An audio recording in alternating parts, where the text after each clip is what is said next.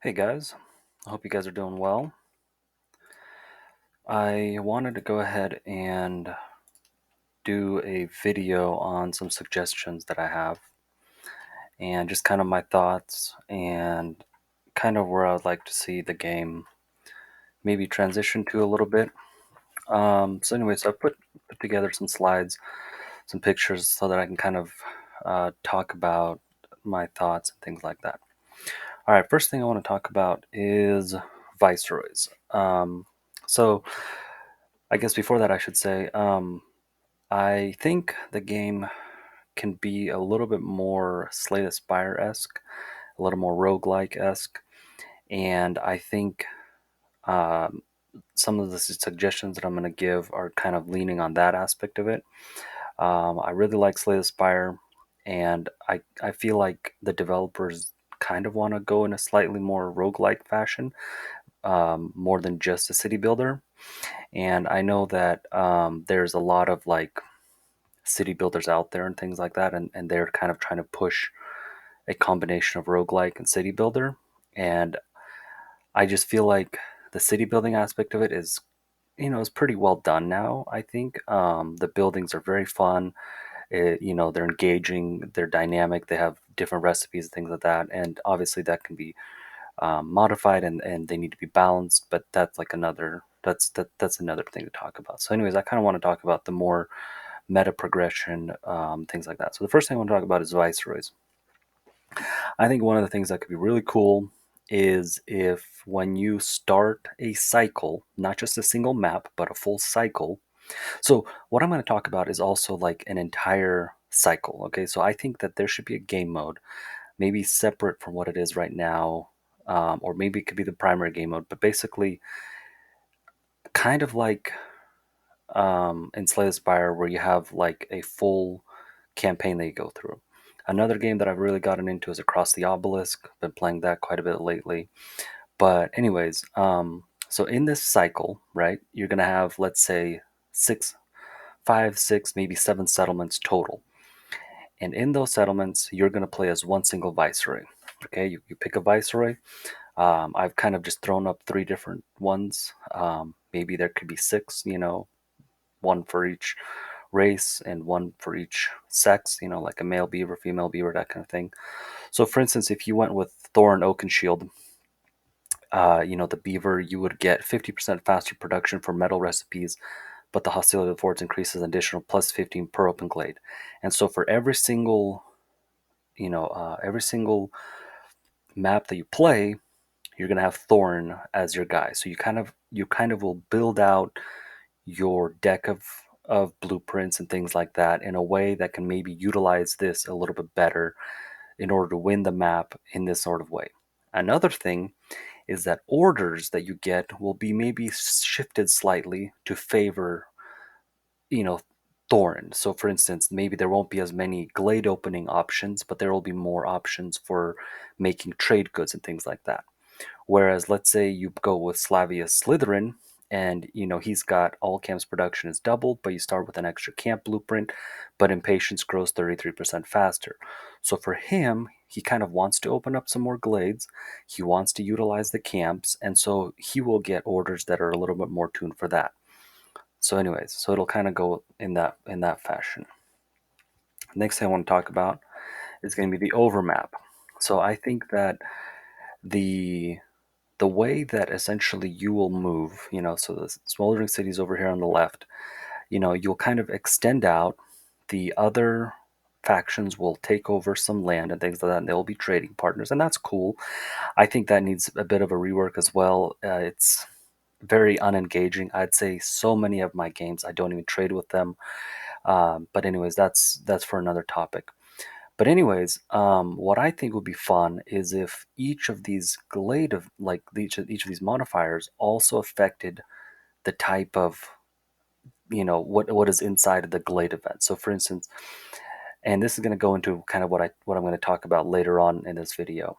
So for instance, if you go to a Stonewood infestation, you might get a couple more Temple of the Sun as the dangerous events in the Forbidden Glades.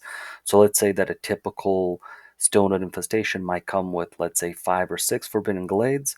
Um, there's at least one or two that are going to be guaranteed to be Temple of the Sun. If you're going to a trade block, then one or two are guaranteed to have fisherman camps, so things like that. So then now we want to talk about another thing. When I play the game, I there's a lot of discussion on the map on the Discord things that about blueprint bloat, that there's too many blueprints. There's you don't really know what to pick, what to do, and things like that. When I go back and I reset everything, and I don't have all the upgrades, you start off and you only have two blueprint choices. And honestly, that is so much fun. I don't know about you guys, but I find that when I don't have that choice, it makes things even more interesting because it makes me have to really pick what I want to play with. There's been a couple, I think one or two daily challenges where you only get one pick out of the out of these. One is probably not good, but I think having two choices could be good. To alleviate that, what I recommend is my next option. So I think what would be really fun is when you find buildings that are destroyed. So I just started a new map because I didn't have a picture of this. Essentially, you will find buildings, right, on the map. Now, I think how many of those buildings are on the map might maybe need to be, maybe there should be less of them. I don't know, something like that. But essentially, um, they will, like right now, you basically have the two options, which is you either rebuild it or you salvage it. I think what would be fun is if you are allowed to store it as an essential blueprint. And the way that I kind of recommend seeing that is when you go to your smoldering city, right, on the overmap. So this is before you start a new map. So let's go back. So for instance, you're here, right? And let's say you're picking the first or second settlement, or let's say you're picking like the second or third settlement. Okay, you've already gone through one. What you can do is you can click on up here on the smoldering city. It'll take you over here, and there will be a couple like empty slots here. So like there'll be like let's say 5 empty slots, and those empty slots you can put with one of your essential buildings. So if you find a building on the map, like let's say in your first settlement or your second settlement or your third settlement, and you're like, man, I really wish that I could have this as an essential blueprint. Since I'm only given two blueprints as an option, maybe if I find like a lumber camp or a lumber mill, you know what I mean? Or maybe I'll find a carpenter, or maybe I'll find, something else. Maybe I'll find a brewery, right? And it's like, man, awesome. I found a brewery. What you can do is you can then dismantle it and store it as an essential blueprint. It will cost a lot of resources or a lot more resources. So I put here as 25 planks or 5 tools. And basically now that brewery is stored as an essential building.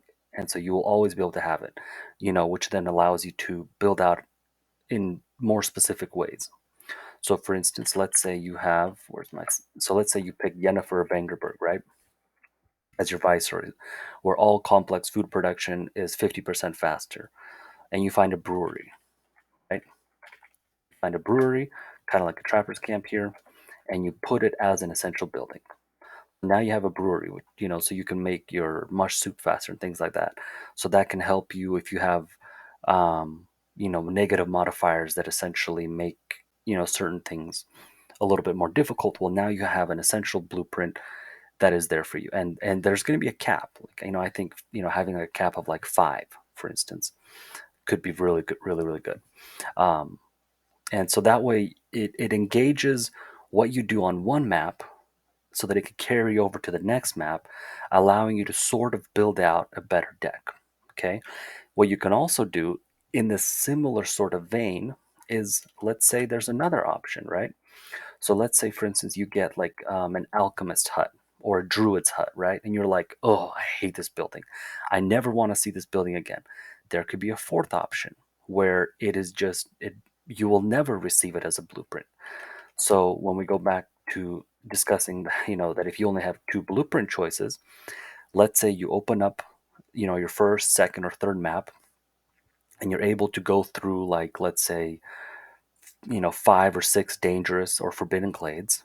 You've managed to find, 2 or 3 buildings, and maybe a couple of them you're just like, man, I wish I'm never going to use this building. I don't want it to even be as a blueprint. Let's say, for instance, you have brewery. Now you don't want to have like a tinctury, okay? Because you're like, you know what, I can make my ale, I can make my food, I don't need a tinctury.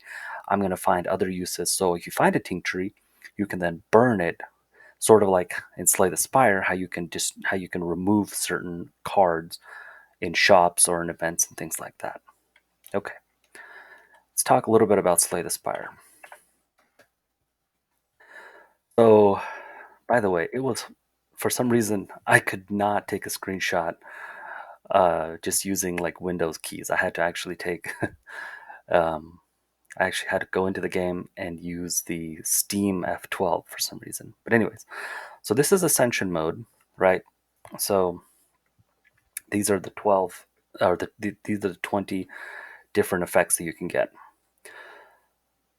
So I know that we have normal, hard, impossible, things like that. And I think that's great. I think those do sort of, they do make things a lot harder. But what I think would be even more interesting is if for every cycle that you complete, because deeds at the moment, I mean, sure, you complete them, you go after them, some of them just happen automatically. You know, they don't make the game harder, like there's nothing that works with that. So for instance, let's say that so I just simply took this, I don't know, I spent maybe like 15 minutes or something just kind of making a little comparison, right? So let's say that there was 20 ascension levels in Against the Storm. So every time that you complete a cycle, you go up another ascension. And I think that, if you do this, so what I think should also happen is when you pick your Viceroy, when you start the cycle, you pick what difficulty it's going to be at. So let's say it's on normal difficulty, then everything's just regular. But let's say you pick very hard, now everything is at times 2. So everything that is, in the glades themselves is times 2. On top of that, you can then go into ascension mode, or whatever, the developers could call it, and have these extra modifiers because you have essentially accomplished multiple cycles. I think one of the things for me is, like, I keep going back to Slay the Spire, and yes, I lose quite often. I think most people do, but you kind of keep going at it. And probably one of the things that really pushed me to kind of keep going at it was getting further and further in the ascension levels. I wanted to hit ascension level 20 with each character. I wanted to make sure that, I was like, yes, I can get to the very end. And even then I'm like, sweet, I've got, Ironclad at Ascension level 20. I want to be able to beat Ironclad Ascension level 20 multiple times, not just like one time. So let's just kind of go over this real quick. So for instance, at level 1, dangerous glades spawn more often. So let's say, they spawn 4 times, or let's say they spawn 6 times. Now they spawn 8 times. At 2, normal glades provide more hostility. So let's say they start right now at 10. Let's say it goes up to 15. And if you play this on times 3 difficulty, then you would basically go from 30 to 45.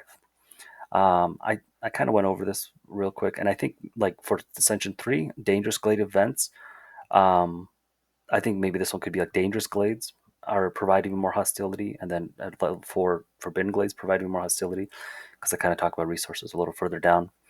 And then, you know, I basically just took everything that was in Ascension mode and just kind of tried to mirror it so that it would equal something in something similar for Against the Storm. So, like, level 6, you start with less embark points.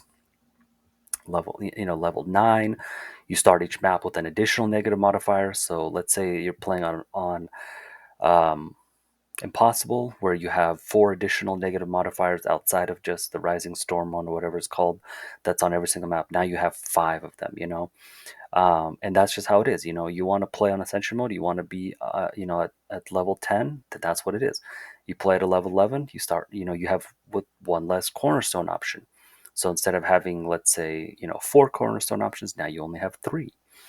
And that's just that's just the difficulty of it, and and it kind of just keeps going up. So anyways, you can kind of read over these yourselves if you want to, but basically I think that the game is still too easy, but I think that there should be ways for players to challenge themselves to go further beyond kind of the simple times 1 times 1.5 times 2 times 3 that is in the that's currently there. So this is kind of like just a suggestion that I have.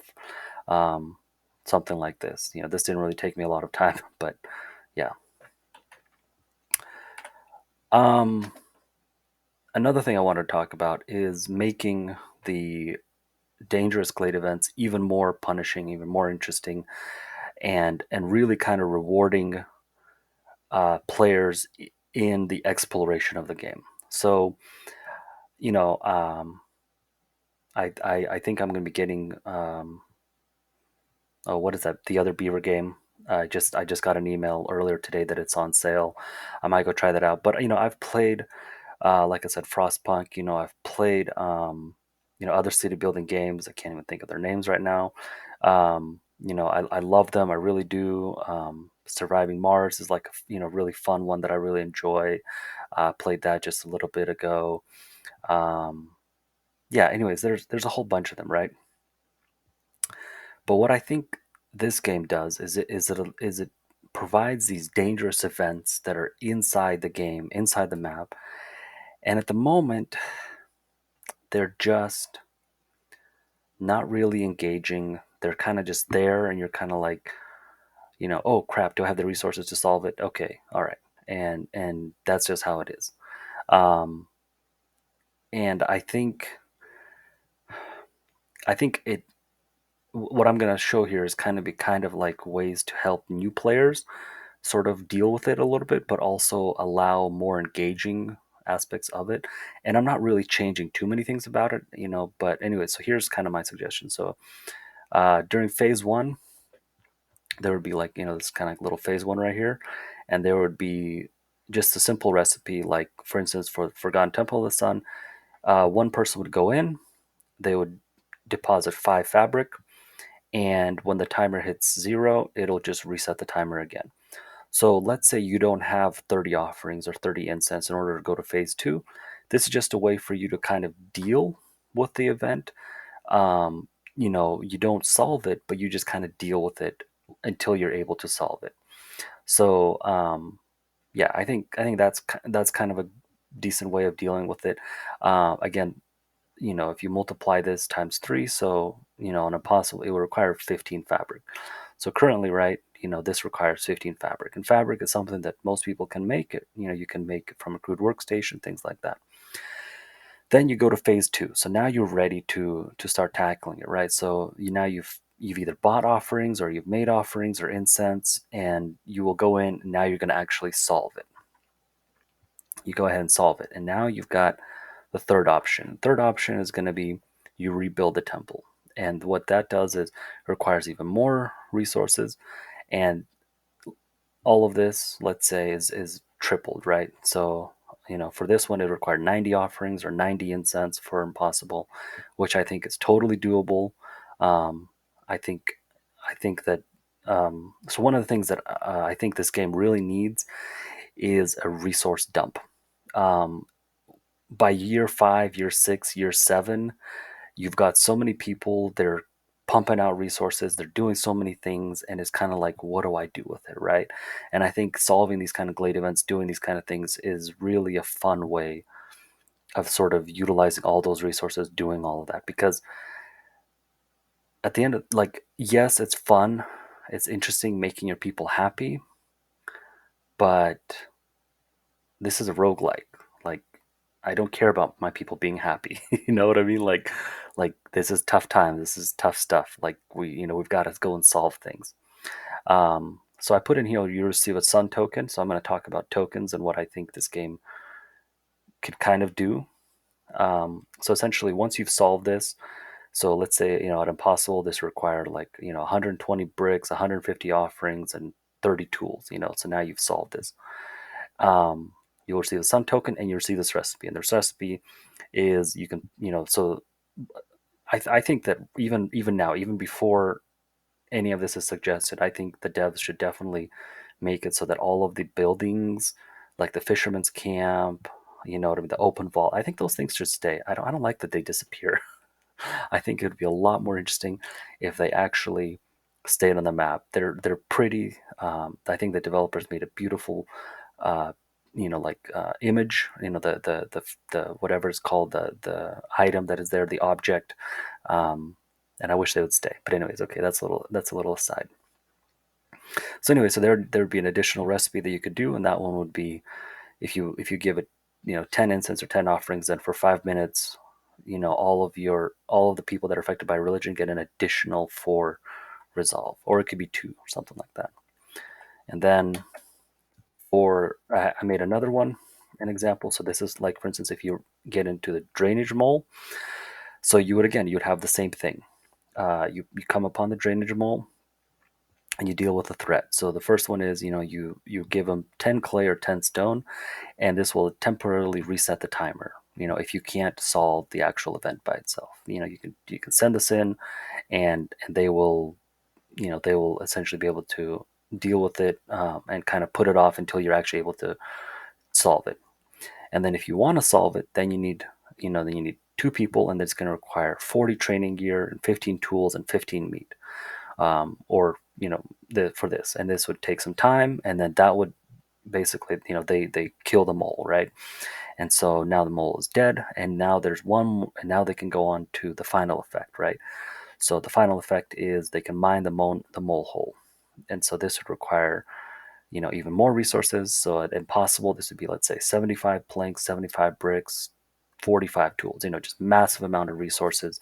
But what it would do is it would give you a mole token, as well as giving you this recipe. And the recipe is, let's say it'll have 3 open slots for people, and it'll be kind of like a mine where every minute, they can mine out 10 clay or 10 stone. So something like that. All right. So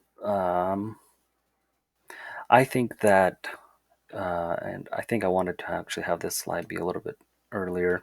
So when I was talking about, like, over here, for instance, like if you reach level 17, ascension, essentially, like I said, and normal glades can spawn with full dangerous glade type events. I think that would be really interesting. I think, even having like, normal glades can spawn with minor versions of glade events at level 7. That could be something like this. So even the quote unquote small glades will have little effects like this that you have to deal with, just making it even harder, making it more interesting. I think just kind of opening the glades and not really having to deal with them that much. I don't know. It's not fun. You know what I mean? Like we're out here, we're beating back the forest. We're trying to win. We're trying to survive, and I think there needs to be some difficulty in that. So one of the things that so this is a little bit older image. I think this might be 1 or 2 months old now. But if you look down here, it says high resolve. I'm getting 1.61 resolve per minute. Right? That means basically,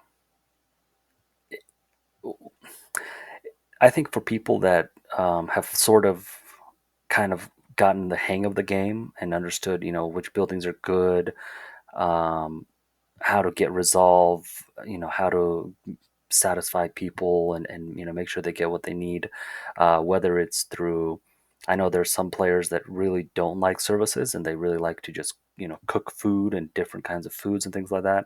I'm a little bit more of a service guy. I prefer to give people services, but despite that, there's all these different ways to kind of satisfy people's needs. And what really happens, and I think this happens in a lot of games, I've seen it from other streamers and other players. You might get 1, 2, 3, 4 reputation points from maybe solving a couple of orders. Maybe you go to a cache, and then you're kind of good. You've opened up a couple of glades. You've basically got the resources that you need, and then you just zoom all the way to the end, and you can easily get like 8, you know, reputation points just from people being happy. And it's so uninteractive. It's just like like sometimes it's like I actually want to continue to be on the map and continue to play, and I actively try not to make people happy because I'm like, I want to try to solve some events or try to do something, and it just like it just the game wins so quickly. And yes, what they could do is probably make resolve gain even slower. um but yeah, I just feel like the whole resolve, giving people reputation, giving you reputation, and being a win condition is not good. I don't think it's healthy for the game, and it kind of defeats a lot of that roguelike feel, in my opinion. It's a bit more on the city building side of things, but I feel like if you play, um, like Frostpunk or something like that, or you play, why can't I think of the name of the other, um, basically what you're doing is you're researching technology to improve your ability to get things done, right? So like in Surviving Mars, right, you build science centers in order for your people to gain more science, in order for you to research new technologies, to unlock new buildings, and those buildings allow you to do more things, and that allows you to grow and things like that, and that allows you to kind of keep your people happy. And science is kind of the way to advance, right, to the point where you finally have everything that you need to kind of, quote unquote, win the map, right? You've won the map because you have unlocked all the science, you've unlocked everything that you need. In this game, you just need to like make people happy. And it just doesn't satisfy that roguelike feeling for me. When I'm seeing all of these blue resolve bars and I'm just kind of like, okay, like why do I have all these orders just sitting here? Why do I have all these empty glades that I haven't opened? Like why is all of this exploration just sitting out there? Um, I've uploaded a couple videos where or maybe just the one, but basically where I don't open any glades, and I just win through either trade or things like that. And sure, that's fun, but it's kind of gimmicky. You know what I mean? It doesn't really provide a goal, right? It's just this fun little thing that I can do because I've learned the mechanics of the game in such a way that I can do that. But overall, um, I just find that reputation through resolve is just, it's not fun. It shouldn't be a win condition. So to kind of go on the next point about that, I think what would be more interesting is if what high resolve did was it unlocked the racial abilities. So if you want to have, and like let's say that this isn't just 10%. Let's make this like 20% or 30%, right? If you want to have humans be um, productive in the greenhouse, you need to have them be in a blue resolve.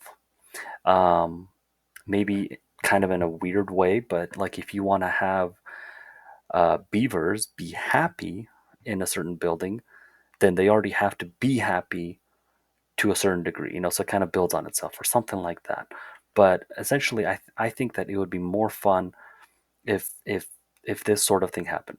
Or how about if you want to have camps, if you want to unlock the bonus resources from certain camp buildings, you need to have happy like lizards, or you need to have happy humans, right? So if you have an herbalist, in order to unlock the extra bonuses from that, you need to have happy humans. So that way you're enticed, sorry, to make happy humans so that you can unlock the extra bonuses, the extra production and things like that, maybe extra happiness in certain regards, to kind of keep your humans even more happy. And you can do that, once you've satisfied the needs. But it should not be a win condition. So I think what would be fun is when you're on the overmap over here, and this is kind of talking about why I think having these little glade events, why I said, maybe they'd have more Temple of the Sun and things like that, is if you're a viceroy, right? You've picked a certain type of viceroy, and you're looking to go out there and you're looking to solve, things for the queen, right? The queen has sent you out and said, "Hey, I need you to establish some settlements, and I need you to do some things." Um, I think will be interesting, and I think the developers are sort of on track with what they wanted to do, and this is kind of why I'm talking about this. Is they have these resources up here, right? And these resources that you kind of accumulate because you build next to certain buildings. How about the dangerous glade events provide tokens? So what you need is, let's say, one of each token. So I think, what do I have here? So I have five, six.